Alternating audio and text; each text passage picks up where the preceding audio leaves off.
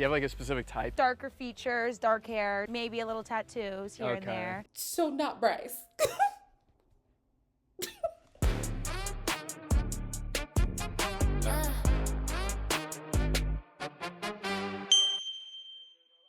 Hello everybody, welcome back to my channel. My name is Queenie. For those who don't know me, reviewing Love Island USA Season 8, Episode 2. Before I get into it, please make sure to like this video, subscribe, hit the bell, and leave a comment down below. So we are starting with the result from the door game, exercise, activity, I don't know. People already kind of know if their partner's on the other side, but obviously we have to do the reveal. Open your door. Anaya, if you're there, open your door. Yay! Were you having flashbacks to yesterday? Yes. Kenzie, if you're there, come on through. Hi. Hi. There'll be someone better. Period. How are you feeling? That was honestly surprising to me. Child, I was cackling the entire time because why every time the camera goes to Casey, he's over there fighting for his life not to laugh. Boy, if you don't stop. If you don't stop. And I'm going to stand on what I said yesterday. He reminds me of Ace. He is so Ace coded. Ace from like week 1, week 2. Not whatever madness he was doing after that when he thought he was bigger than the program. But like, they're just so similar in like demeanor. The only thing is he doesn't have as big of a presence. Like he doesn't seem like the guy who's trying to be head honcho or anything, which is probably for the best because that's where Ace lost me personally.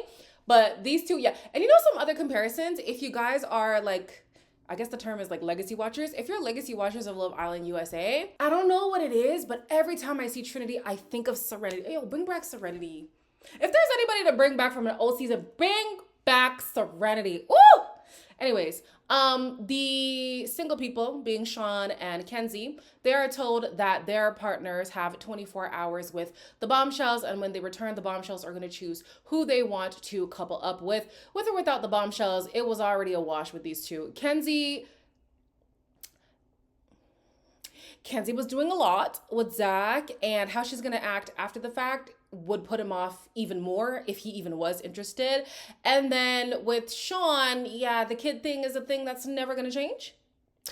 And listen, it's day 2. She has the right to explore. And if he has a problem with that, then maybe Love Island was not the show for you. You know what I'm saying? So yeah, with or without the bombshells, I think these two were already going to not connect with their partners. Another comparison I forgot to say was Kenzie and Kaylor. I feel like I said this in the last episode. I think I likened her to Kaylor. Honestly, any girl with a K name. Kaylor, KK. All we know is Kenzie is going to be the crash out of the season. Why couldn't he just be upfront and honest that he wasn't like That's when feeling I it? hate that. You're so good. You're so good. I'm always the only loyal one. Always pick cheaters or guys that just suck. Kenzie is wondering why Zach wasn't explicit with her and saying that he wasn't interested. But, okay, we do know he's not interested. But him choosing to explore doesn't necessarily mean I'm not interested in you. It just means I'm still keeping my options open and I have the right to do that. That aside, weren't you just complaining about the fact that he was describing his type as somebody who's not you? So whether he said it explicitly or not, you were aware that he wasn't into you, mamas. So then she starts to cry because she tends to gravitate towards cheaters or men who suck. And true as that may be, when did Zach cheat on you? Answer quickly. Girl, you are doing too much for a man you just met who never sold you a dream. And the funny thing is, Zach was deliberate about that. He was like, I don't want this girl to get any impression that I'm leading her on, and it still happened. So on to the bombshells. We see them in these love cove things. It's not the hideaway, so I wonder if we're gonna use these love coves again. I feel like that would be a waste if we're not gonna repurpose them. So I'm intrigued to see if they do anything with that. Also, there's only one bed. It's a massive bed, but it's only one bed. So that is crazy work to throw everybody on the same bed. Like, I don't know how I feel about that. It's a big enough bed for them to have space, but like, don't put me in the bed with my competition and a girl that I like in between. Like, That would piss me off if I was one of the boys. But anyways, the guys are eating up anything that Kata is saying. It's Kata, right? She's talking about all the mixes that she has in her, and the guys are like, oh, yeah, oh, wow. Like, they're drooling over this girl. And then with Gabriel, hey, the man, what's a shirt to Gabriel? He doesn't like them. Hey, hot in here, right? yeah. I'm hot. Yes, you are. I show a lot of affection. Yeah, I could tell by the kiss. Ooh. This villa is overly freaked out. Overly freaked out. Like, it gets to a point. You know what I'm saying? Like, I love that they're open to exploring, and that's great and all, especially for the girls, because sometimes the girls express loyalty prematurely. But damn, every day kissing. It's enough. It's enough. Because of all the kissing, though, I feel that the fallout we're going to get from this season is going to eclipse anything we've seen before. Maybe not anything, because Hood has set a high bar. But I fear the fallouts from previous seasons are going to pale in comparison to what we're going to witness this season. That's just my thought. If I'm to make my pairings, I would like to see Kata with Zach and Gabriel with Bea. I think for Bea, it was done with Sean. I mean, considering the child, she don't like that. And one of you guys said she knew that he was a dad before she coupled up with him, so why did she change her mind? Valid. I think maybe she thought like, oh, okay, well, we're on Love Island, like, whatever, it's not a big deal. But maybe upon lamenting, she was like, nah, I can't. I just can't go there. And I wouldn't be mad at those pairings, because Trinity, I feel like there's better coming for her. If she stays for a while, I think she's got something good in the chamber. You know what I'm saying? And then I wouldn't mind seeing Bryce go home.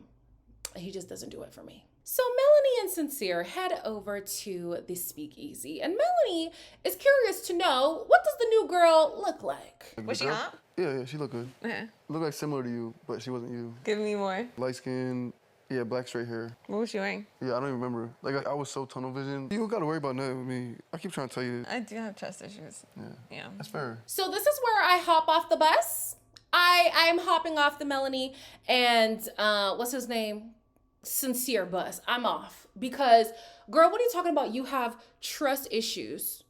You're bringing that up with a guy who you've only known for 2 days, and at every chance he got to choose you, he did.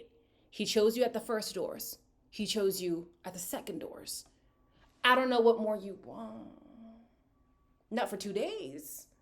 This, it's already given toxic. I'm not here for that. Melanie, I'm gonna need you to chill out for a bit. You know what I'm saying? Then we cut to Anaya and Casey. They're talking about the bond that they're building, and they're happy that things are going, in a good direction. I'm going to be the makeout police. Their kiss chemistry sucks. Sorry. I know that means nothing, because whatever, if they like it, then we should love it. But something just ain't clicking for me with these two. We later learned that Anaya still has eyes for other people. Casey, not so much. And I don't know if it's because his person is not in the villa yet, or he's still googly-eyed about the fact that Anaya's dad is a basketball player. But it's just not meshing with these two. I think she does like him. I think he does like her.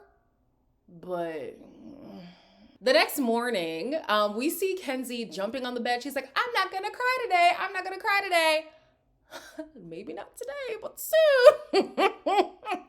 Anyways, she finally is being honest about the fact that she knew Zach was not into her. I didn't feel the energy that I wanted. The whole time I was not feeling reciprocated. Yeah, he was like, my type is dark hair, dark eyes.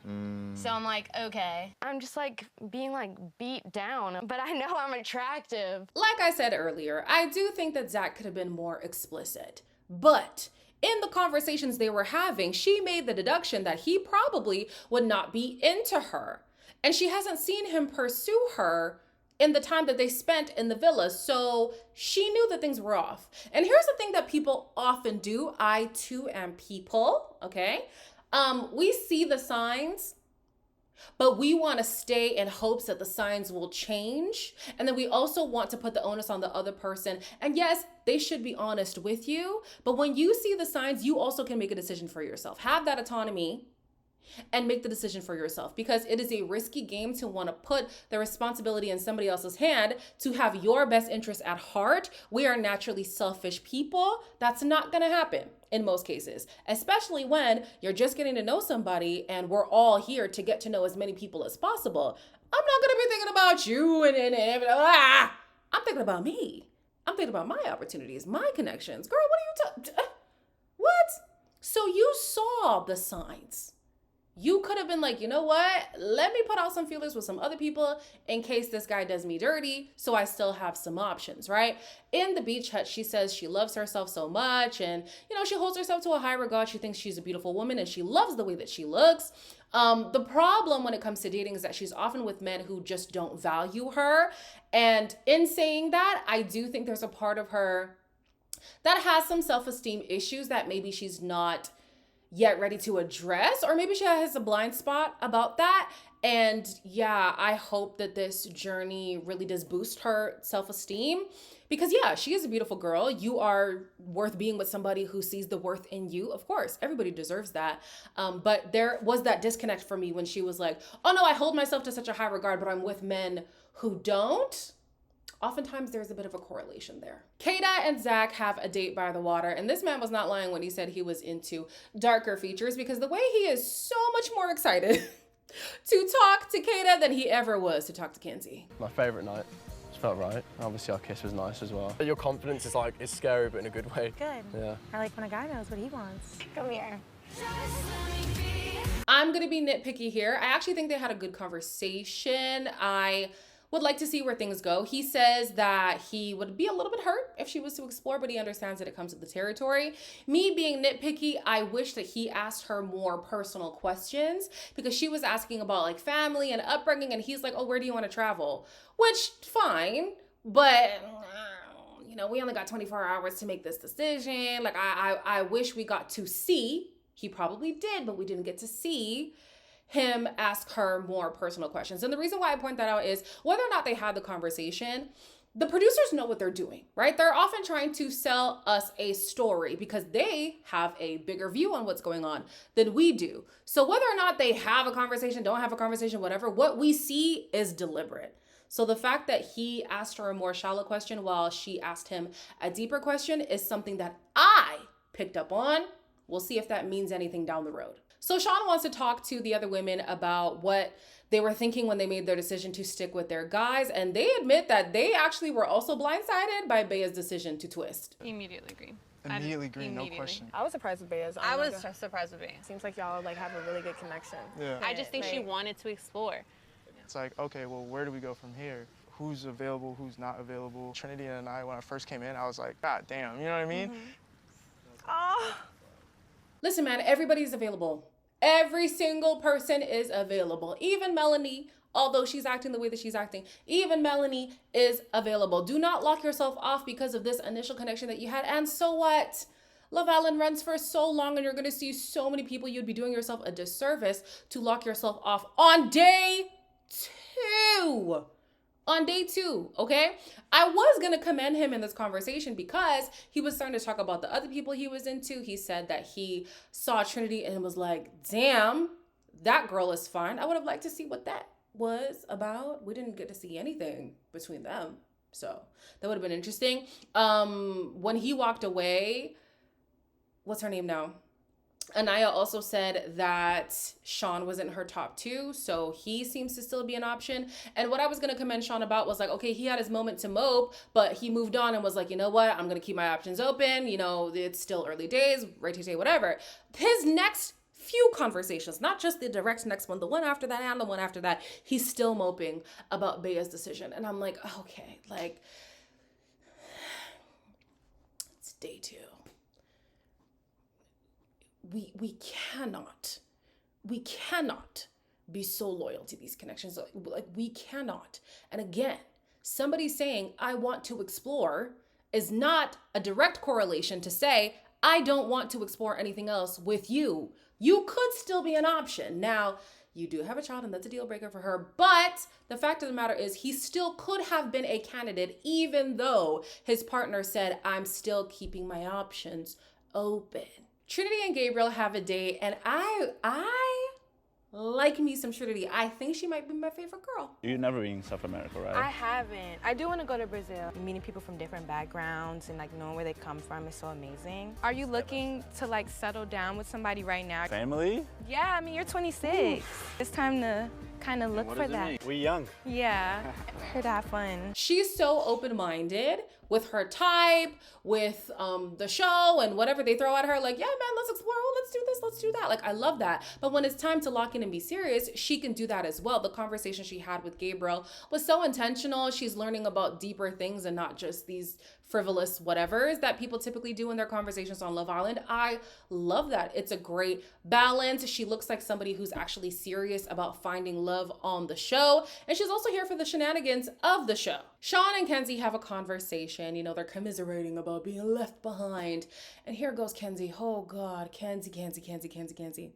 She's getting so excited about Sean over a plate of eggs. When you brought me the heart-shaped eggs, that made me so happy. Can't stop smiling about that. Like, that is so cute. I found that really attractive. Like, made my eggs exactly how I like them. BIC smiling, like, let's go. Yes, I'm like, ooh, so good. Like, Kenzie, baby, I need you to dial it back. All the way back. I don't know what it was about Zach that has her attached so quickly. I know in the first episode she did say that she's not the type to have a roster and all that, and that's fine. But when you're loyal to somebody who was never loyal to you, it kind of makes you look a little unhinged, and that's what's coming across right now. So the way that she's latching on again so quickly to somebody else who's barely given her anything again, this is a problem. They both express that they want to be with somebody who wholeheartedly chooses them, whatever, which is great and all. We understand that, of course. But on the show, that makes more sense when you are 3 weeks in, not 3 days in. We're not even 3 days in. Y'all actually gotta chill. Like, y'all gotta chill these two. In the evening, everybody returns to the villa and the bombshells have to immediately make their decision on who they want to be coupled up with. They can only pick from the people who they spent the last 24 hours with. Gabriel, lock in your answer with a kiss.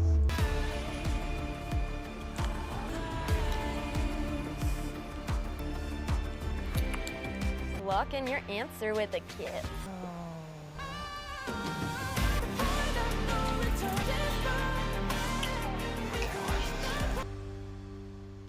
Why were the makeouts so damn long? Why were they so long? Not only are you making out in front of everybody, you're making out in front of the person who you left the villa, who you left alone in the villa, yeah. And then the person beside you who was also trying to pursue the person who you're making like, of course, Kenzie, there she is making faces and all kinds of stuff. Girl. It's actually too much. I was excited that Trinity was not chosen because maybe we could see if there's something there between herself and Sean. But then again, she too had a problem with him being a daddy. Oof. See, that's why it's a risk coming on these shows, being a parent. Like, it just is. It just is. You're setting yourself back. Sorry. It sucks to hear, but it's the truth. But no, Trinity is coupled up with Bryce since they both were not chosen by the bombshells. They're just going back together. And then I thought that Sean and Kenzie were going to be dumped, but they are just vulnerable. So we'll see what happens with them. I feel like there's going to be more bombshells, a recoupling, and then either an immediate dumping or a vote and the dumping. But yeah, we'll see. Because I don't see the point of making them vulnerable and then not bringing in anybody else. Oh no, a recoupling. Oh, it could be a We'll see. As always, like, comment, share, and subscribe. And I'll see you in the next one.